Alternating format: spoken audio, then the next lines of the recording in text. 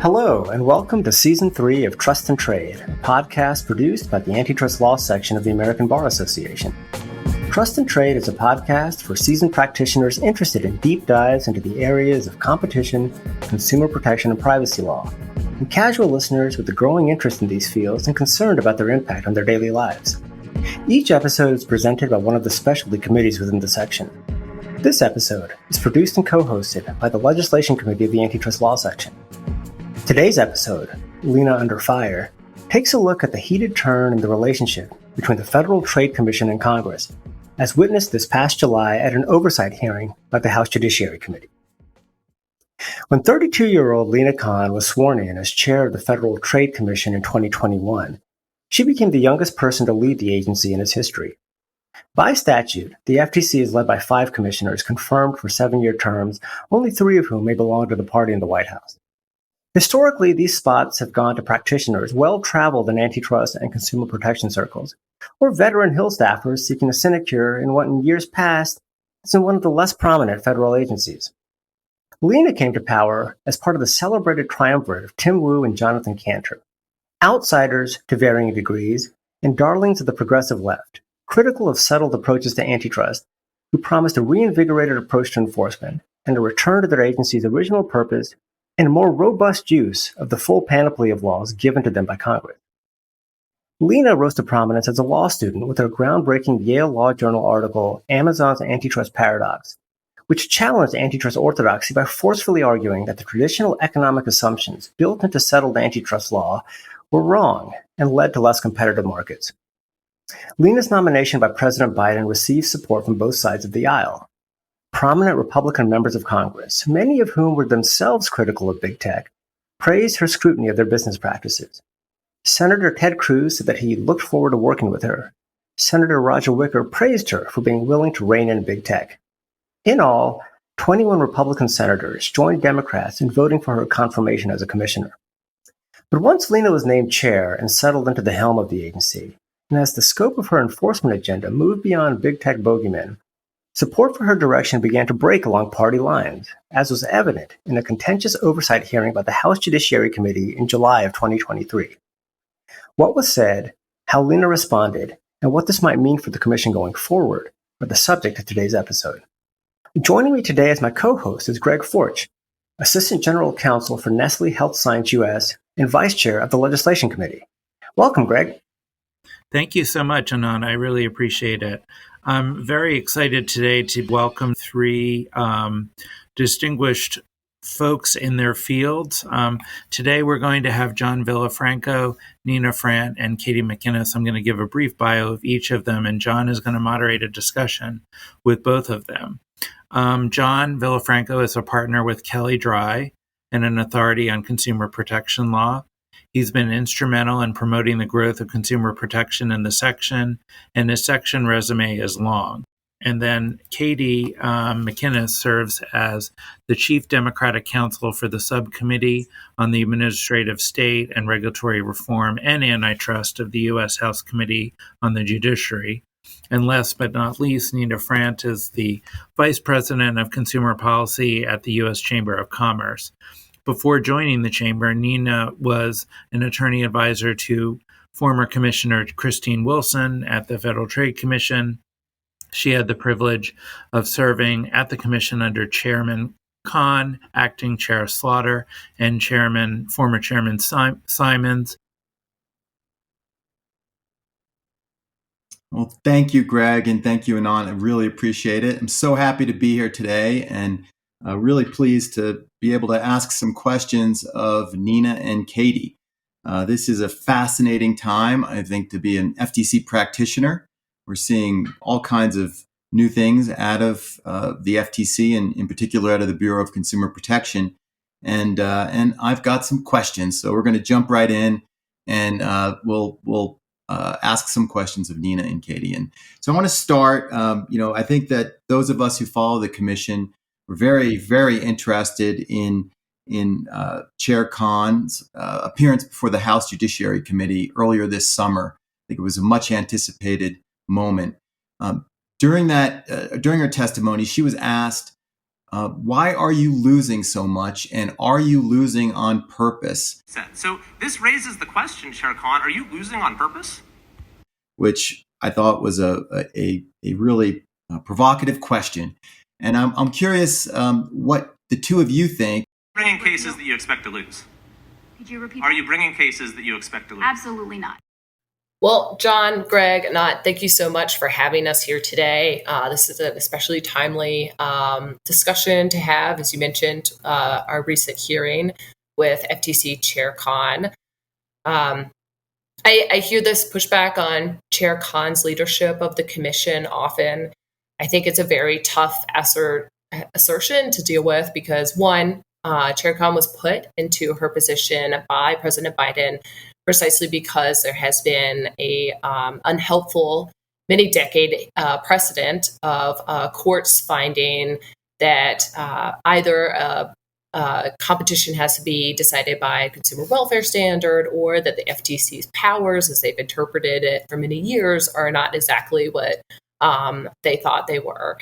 And so this is a hard thing to say, like she's bringing these cases that are going to lose, when in fact, I think what she's doing is trying to push forward the FTC's policy here and do what she can within their statutory powers, while acknowledging that Congress has failed to act in many ways to either give them additional statutory powers, provide them with sufficient resources, or to update our competition and consumer protection laws to account for this harmful precedent that Chair Khan is trying to push back against through her cases.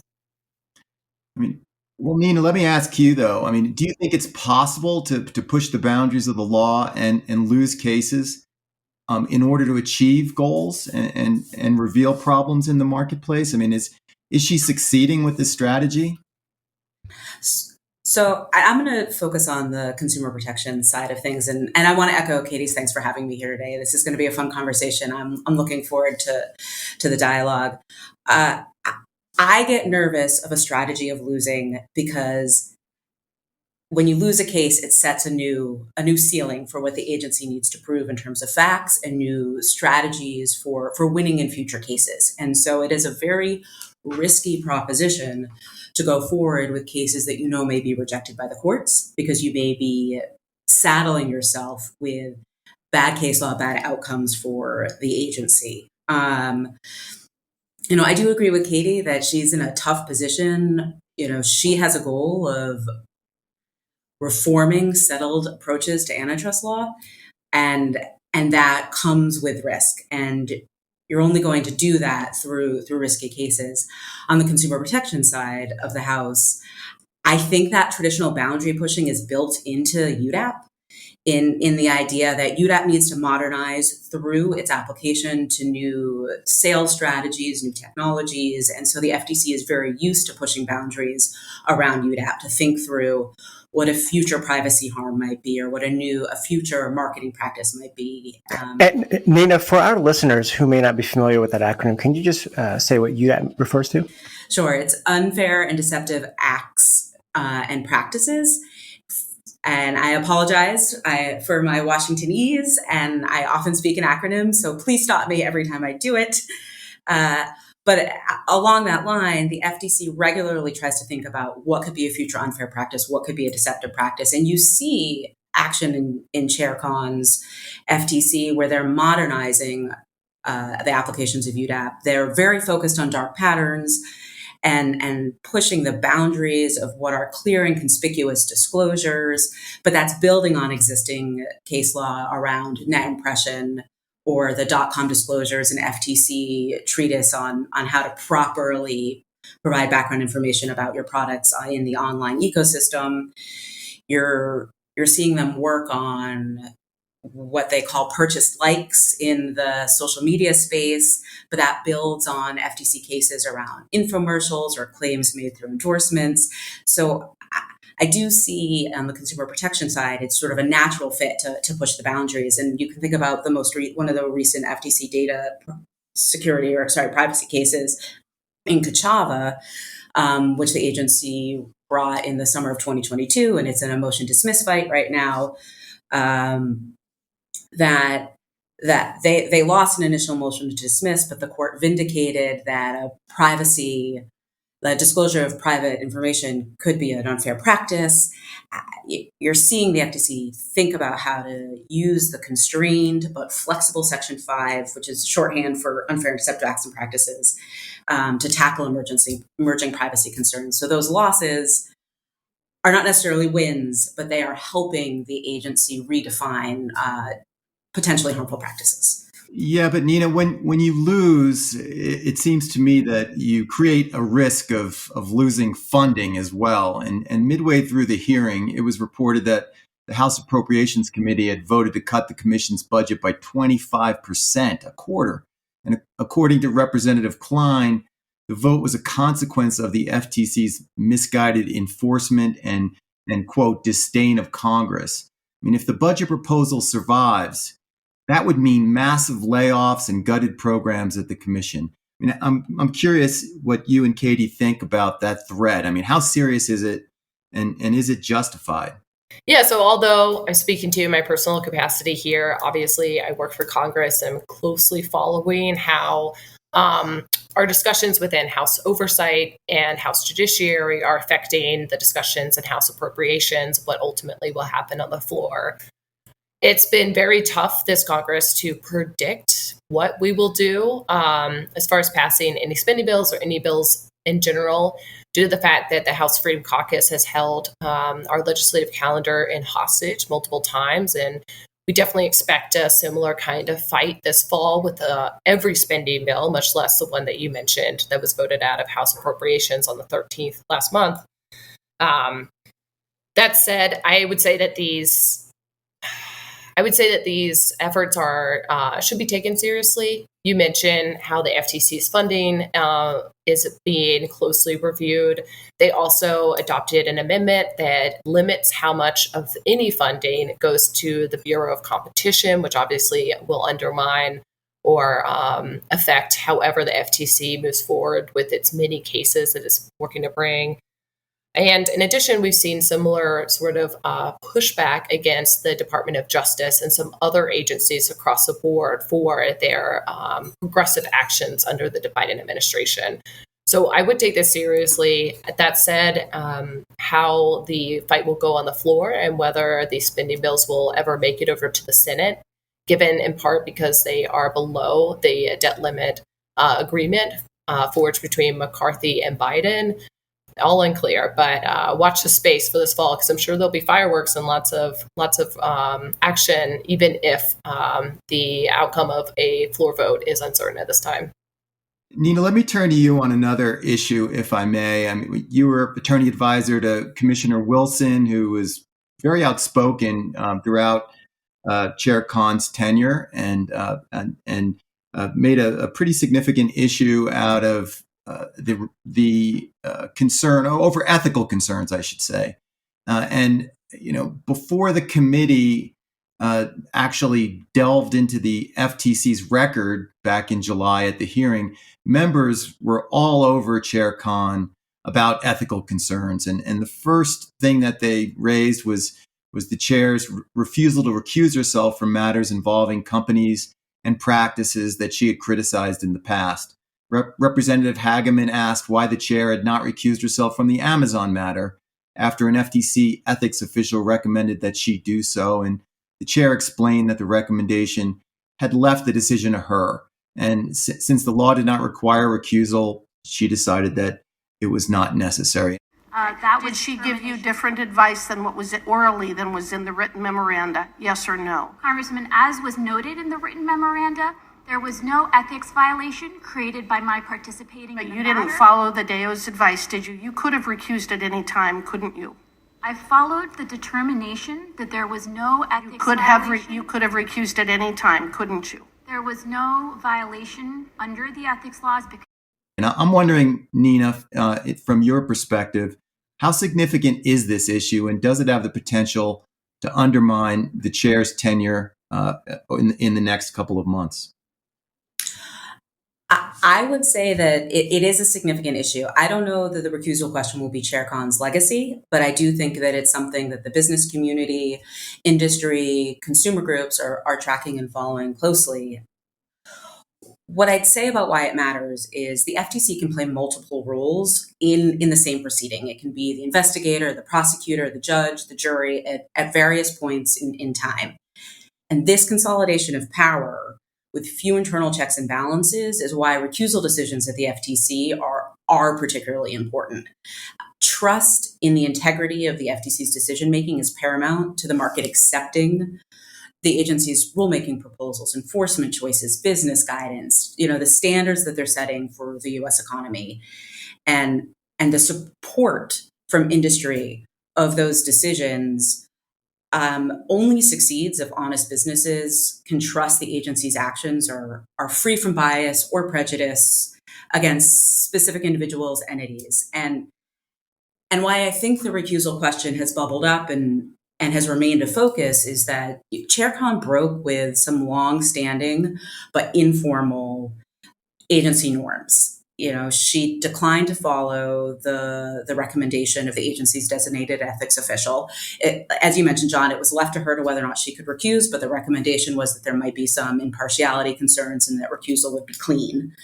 And then she also failed to issue a written explanation for her recusal decision. And we have seen in many past recusal questions that not only does the commission issue its explanation for the recusal decision, the commissioner whose recusal is sought will as well.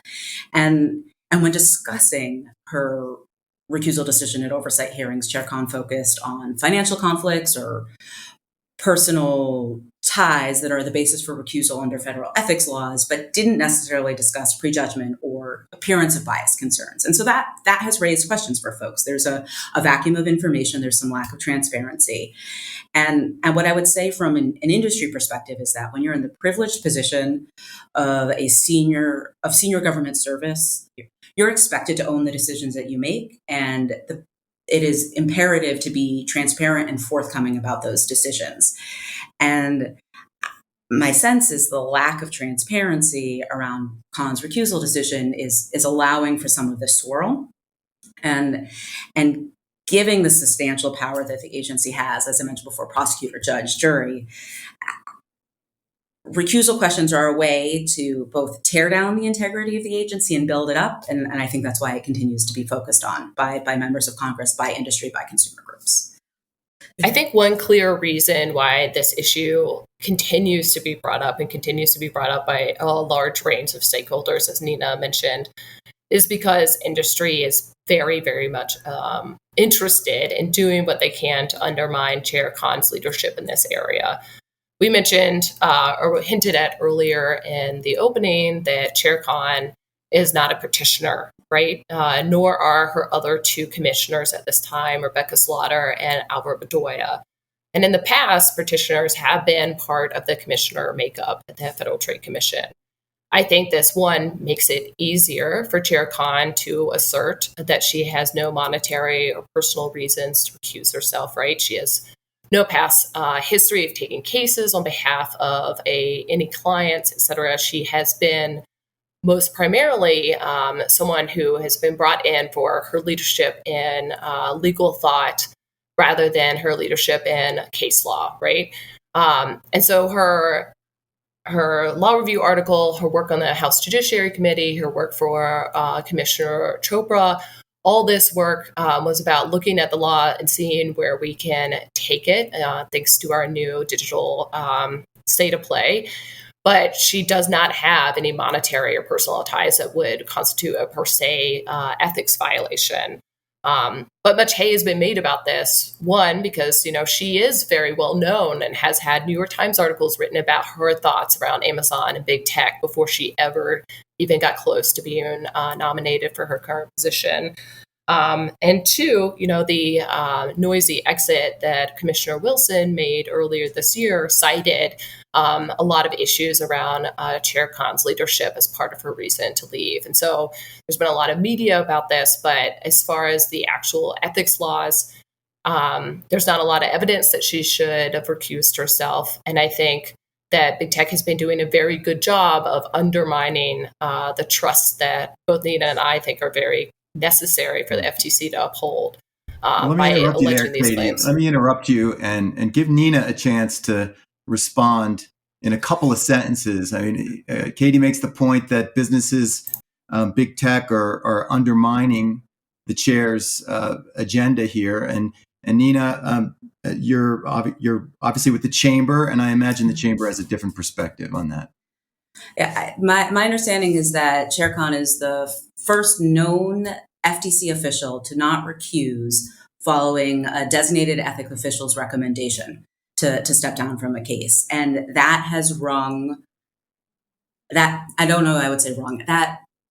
has been an important consideration for the business community around questions of impartiality, of fairness, that an independent arbiter of ethics issues at the agency had a different recommendation than what Chair Khan chose.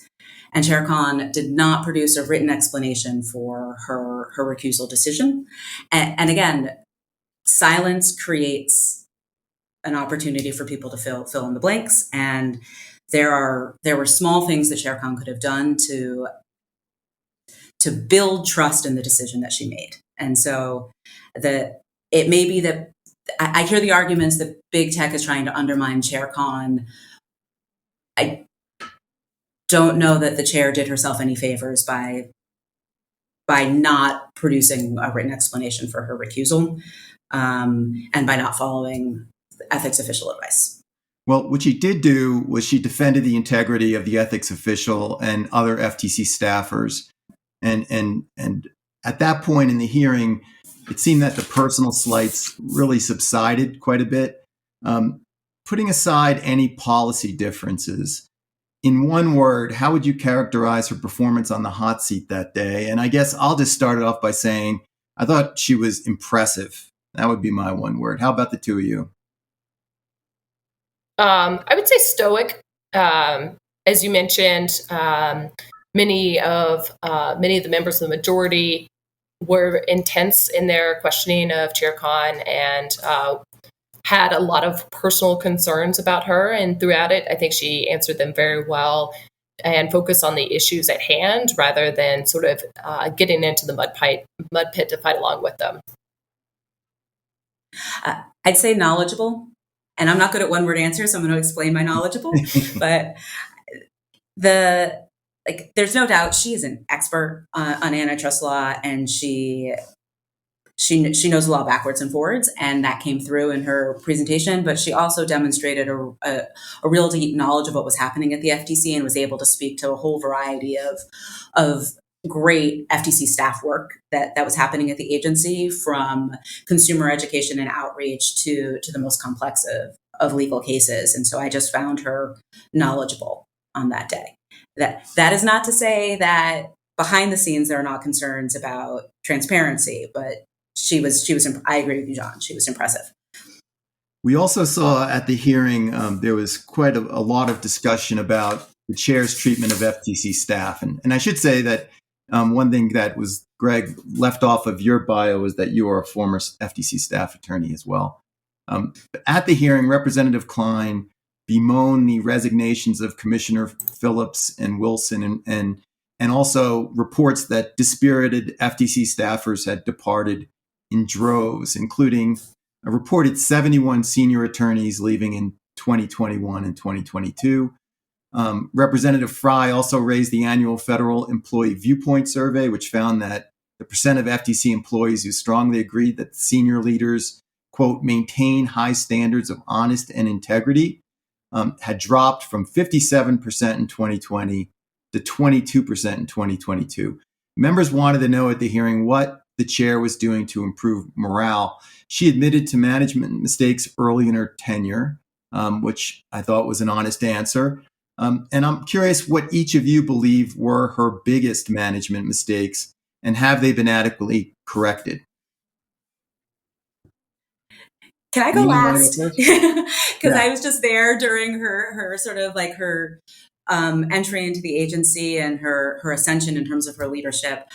And John, can you, as a practitioner, I think it would be really helpful to hear from you also about what you're seeing in this space. So can I go third? Yeah, sure. Katie, you want to go first? Sure.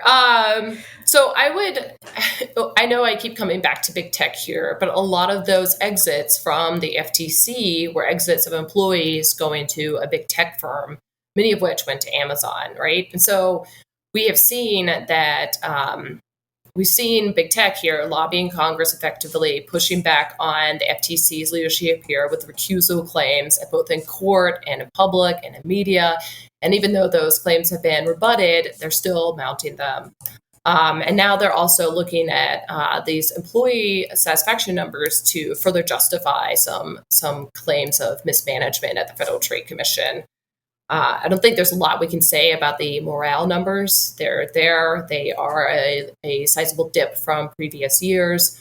But I think that Chair Khan took those morale statistics close to heart and is working on what she can do to correct past mistakes. As far as number one management mistake, I'm not sure I have just one, but I think that both Nina and I have kind of talked about some unforced errors in Lina Khan's leadership here, where she could have been more transparent about something or more upfront about something else that would have, I think, smoothed over a lot of these concerns. But that's, me playing Monday morning quarterback here and looking with all the hindsight that I have that she didn't have the benefit of at that time. I'll say just very briefly, and then I want to hear from you, Nina. I think that early on, when there was there was a lack of confidence, it seemed, expressed in senior staff attorneys. I mean, there are some really smart career attorneys at the FTC, have been there for a very, very long time.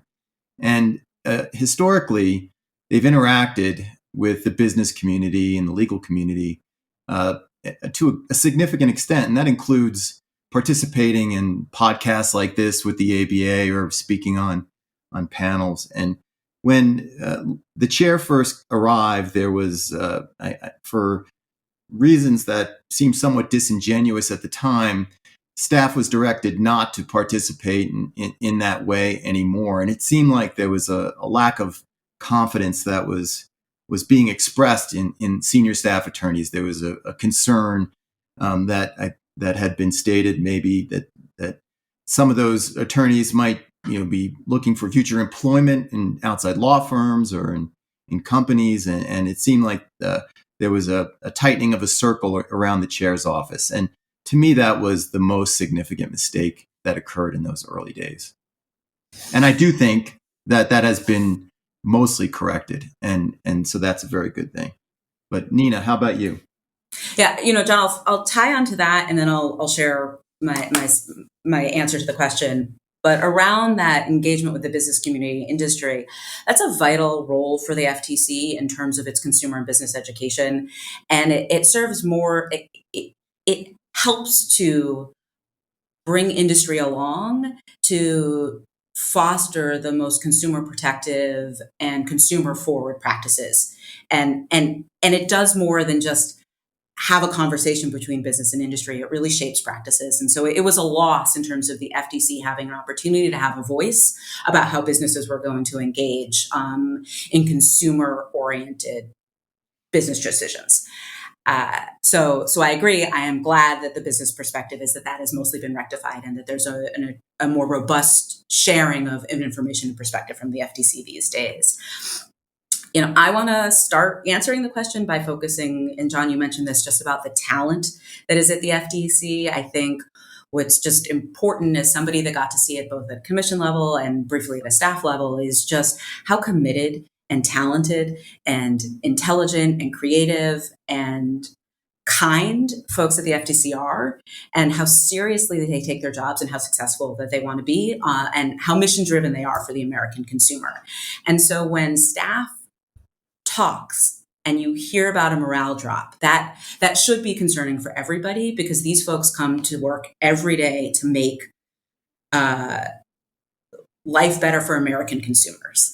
And you want them to feel good about their job so that creates more success for American consumers. And I can't say why that morale dropped, but I do think Chair Khan, to some of the stuff that Katie mentioned, is a change agent, and she's a disruptor, and she's trying to change the course of the agency. She is turning a ship right now, and that comes with a trust vacuum. She is basically saying that the last 40 years of FTC work had significant shortcomings and significant, I'll just stick with that, significant shortcomings, and that the agency, and I don't think she was this paternalistic, like, needs to do better. But there just is a sense that she has a different vision for the FTC than what a number of folks at the agency had worked with. And she just she needed to build trust in her vision and bring people along in the vision. I mean, what I will say about the FTC, she spent her career sort of challenging the FTC's choices, but took a little bit of time to provide a clear vision about her goals for the FTC and structure how this committed, talented, expert staff could help actualize her vision. And, any guidance I would have for any new chair or any commissioner coming in is work with your staff and figure out how you can share your policy perspective and get their buy-in, because that just works better than critiquing. Well, Nina, I'm putting aside her different vision. She also had a different challenge, a very significant challenge, and that is in the aftermath of the AMG Capital Management case, where the Supreme Court ruled unanimously that the FTC does not have the authority under Section 13B to recover monetary relief and provide consumer redress to consumers.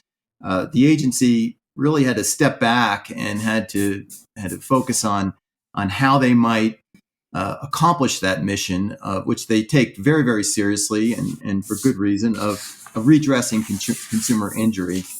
One thing that we've seen is the FTC put a lot of eggs in the rulemaking basket, both in response to AMG and to create broader rules for the marketplace. So far, virtually all of its rulemakings are still in progress. And I think that the last I counted, I think there were like 14 rules that were either new rules or revisions to old rules that were underway. I'm curious if the two of you think it's a good strategy, and if you think that the FTC is going to succeed in promulgating all of these rules, which of course will allow the FTC to recover civil penalties for any violations of those rules. So what do you guys think? I mean, do you think is this a good strategy? Are they going to succeed with these rules? No. And why? Oh, now you want multiple word answers rather than a single word answer. So I don't think they're going to succeed. Let me rephrase that. I think it'll depend on who wins in 2024, whether or not there can be some success around the rulemaking agenda, because MAGMOS rulemaking, and for folks in the audience that may not be familiar, the FTC has a different rulemaking process than most federal agencies. They don't have APA rulemaking. They've got what is shorthand referred to as Section 18 rules or MAGMOS rules, where the FTC has a pretty lengthy and detailed process to have a rule from thought to finalization. That on average in the past, rules take 5 to 7 years. We'll see whether or not those rules will go that fast. But, a FTC commission starting a rule assumes that it needs to be finalized by the next iteration of the commission. So 2024 is going to very much matter to Chair Khan's rulemaking agenda. So there's a question of whether or not sinking these resources in rulemaking are a good use when there's rising fraud, when there's an antitrust strategy that the chair is engaging in. To John's point, AMG was a major impact on the agency, but for folks that watch the FTC closely, it has not stopped them from pursuing money in cases. It has not tampered the agency's ability to seek redress from consumers from fraudulent and bad acts. They are getting money in cases, whether or not the court thinks they have that authority through the 13B statute. They have authority under another section of the statute and they use it effectively.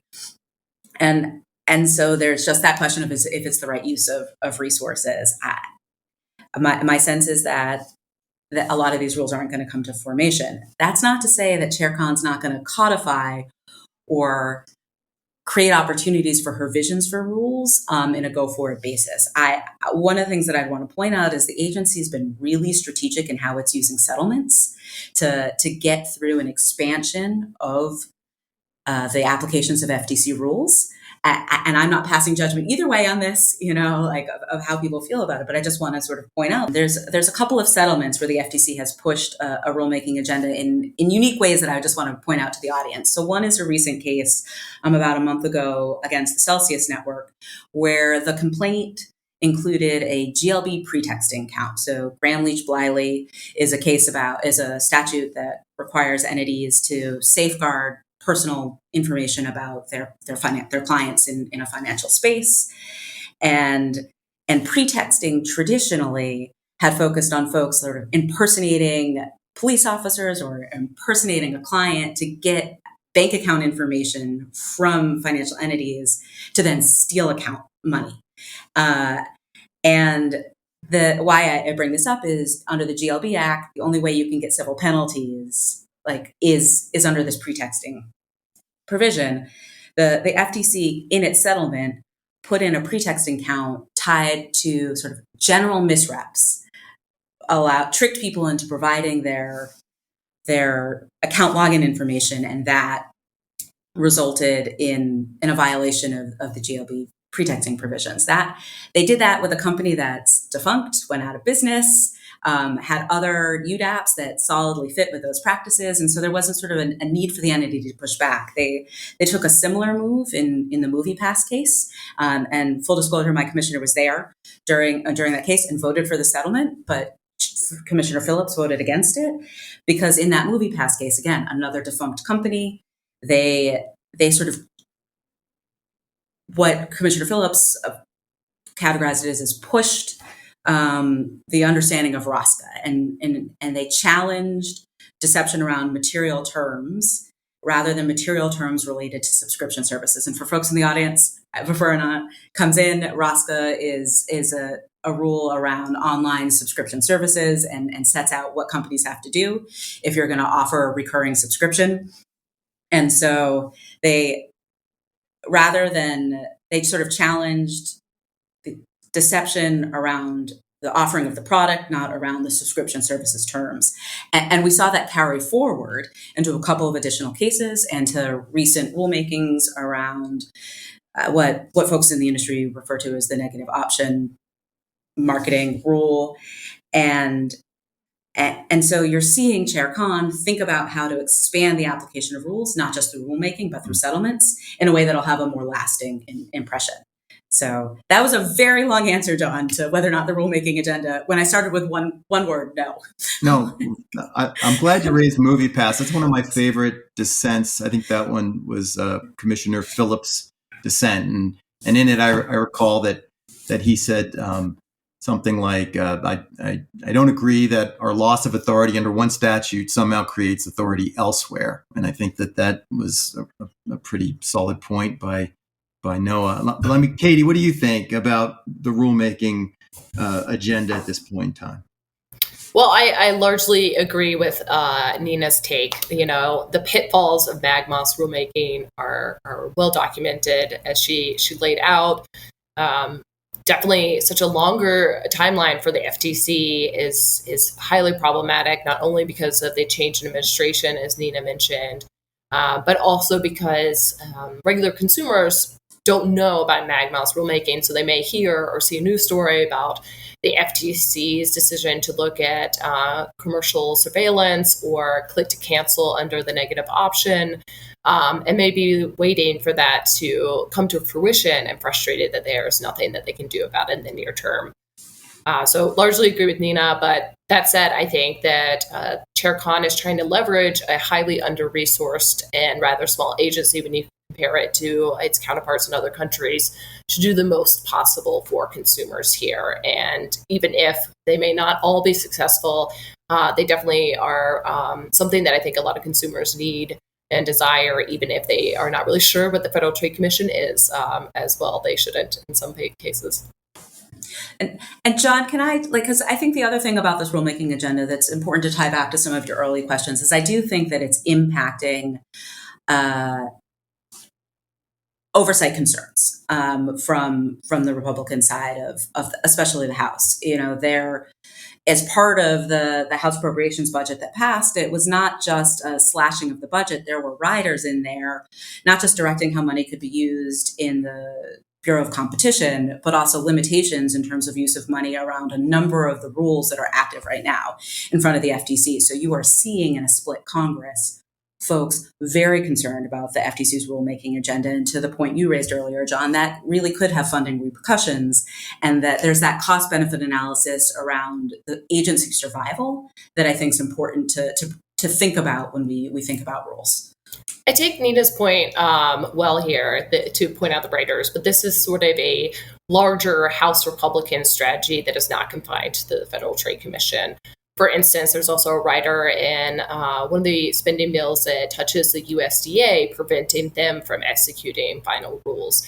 And so, and we've seen the House Republicans also push to the floor and vote out bills that are designed primarily to hamper and undermine the Ministry of State writ large, like the REINS Act, the Ensuring Accountability and Agency Rulemaking Act, Separation of Powers Restoration Act. They're pushing this agenda that works to undermine all of our administrative state, even though we hear a lot about the Federal Trade Commission. This is part of a larger vision. And so I think in some part, whatever Chair Khan does won't escape the notice of House Republicans. But even if she was acting more in line with what they may see as the right way to manage the FTC, I doubt that would actually change any of these efforts to take money back from the Federal Trade Commission, undermine how they can use it, or stop agencies across the board from enacting rules that they put a lot of time and effort into.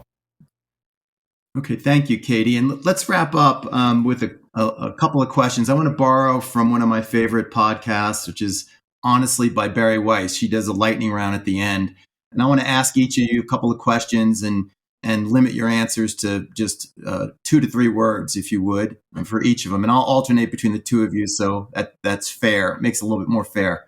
And then we'll turn it back over to Greg to wrap up. All right, so we'll start. Do you think that the controversial way that Chair Khan has run the agency has decreased the chances of a legislative fix on Section 13B? Nina? Yes. Katie? I don't think it matters. A 13B fix has been long wanted and no action has been taken. Who was the greatest FTC commissioner in your lifetime? Katie? Chair Khan. Nina?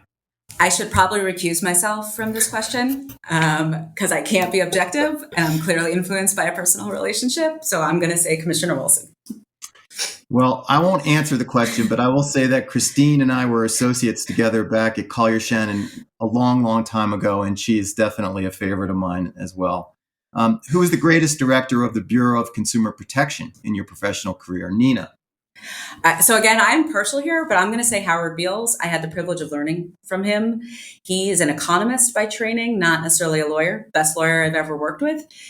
He had a really unique perspective that allowed the agency to craft some important rules and bring some important cases. So Howard's, I know you said one word, but I just have to do a plug for folks in the audience. Howard's article on sort of the FTC's rise, use, fall of unfairness. I'm butchering the title, is like required reading for any consumer protection practitioner. His outline of unfairness is foundational. Big fan of Howard as well. Katie? Samuel Levine. I like the current administration. Excited to see what they cook up.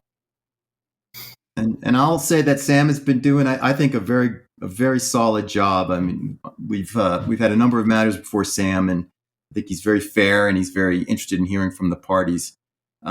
Okay, where do you see bipartisan support for FTC action, and is the FTC prioritizing action in that space? Katie? Publicly, across the board. I think if Chair Khan and the FTC were a little bit more well-known, we'd have all kinds of girl boss candles, et cetera, in her name, like we did with Ruth Bader Ginsburg. That said, I would say the click to cancel rule is highly popular, as anyone who has ever had to try to cancel an online subscription will encounter. It's incredibly hard. Nina. Fraud, fighting fraud, ensuring that terrible businesses, scams get shut down and stolen money gets returned to consumers is a bipartisan issue that the FTC is excellent at addressing. So we've been operating with three Democrat Party commissioners for some time now, and now we have two new Republican commissioners who have been nominated.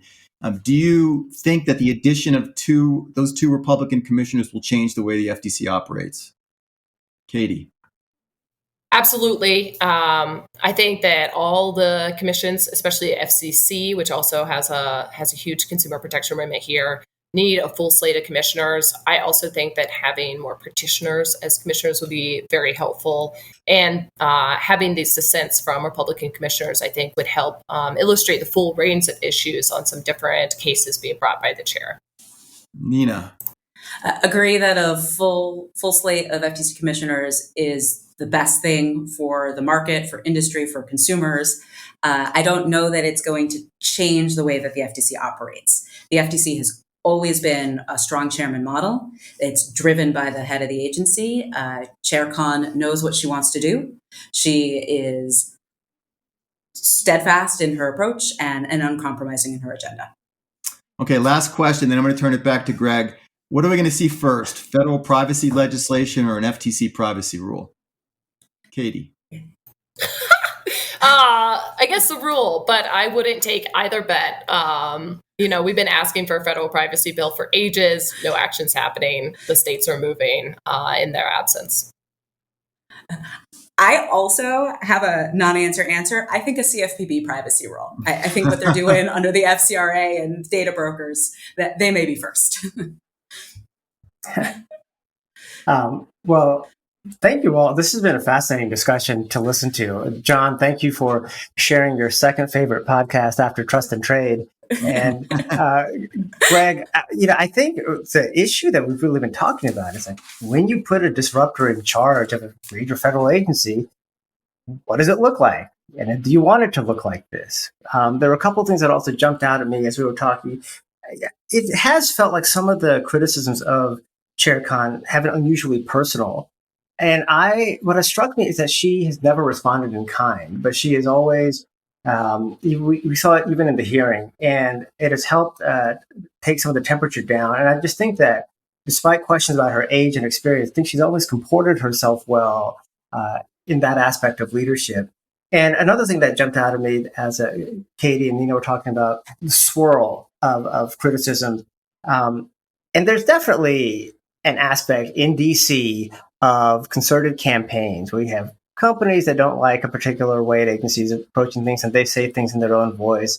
And then they have their paid academics who say things, so it sounds like you have two voices. And then they have the trade association, so it sounds like you have three voices. But really, what may sound like a chorus of voices could just be a group of people who are all on a conference call together earlier. And I think we have to be a little bit critical in how we look at how much widespread criticism there is, because just as a baseline, I don't think any Biden appointee that has come before Congress has done well in an oversight hearing in terms of getting a glowing reception. But with all that in the background, and with this fascinating insights from Nina and Katie about this hearing, what do you think are some of the key takeaways here for practitioners?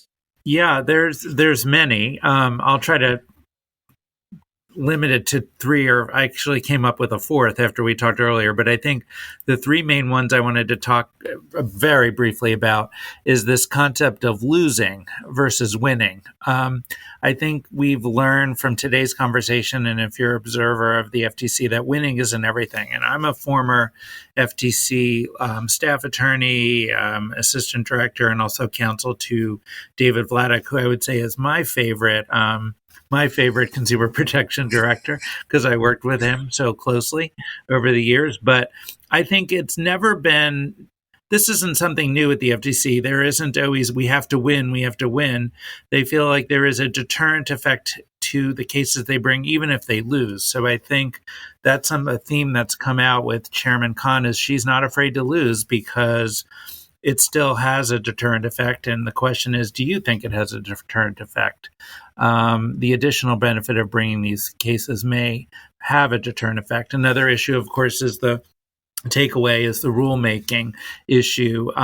The FTC has pushed for years for legislative restoration of their 13B authority.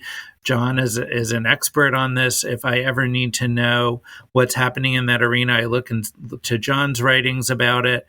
But there hasn't been as much about that lately. And are they backing off of it? Are they going to? There's a lot of rules out there in rulemaking.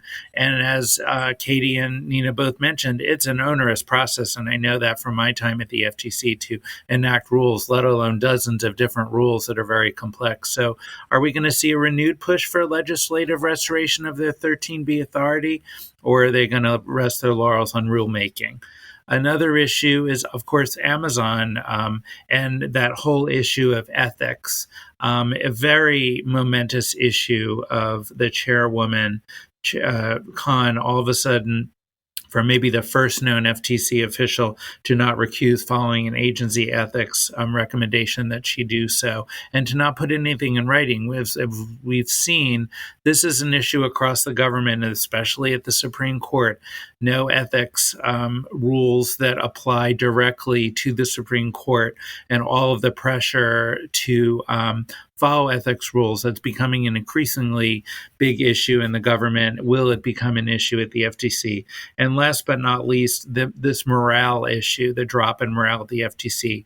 Will morale go back up again now that the chairwoman has said she's made some mistakes and wants to rectify some of them?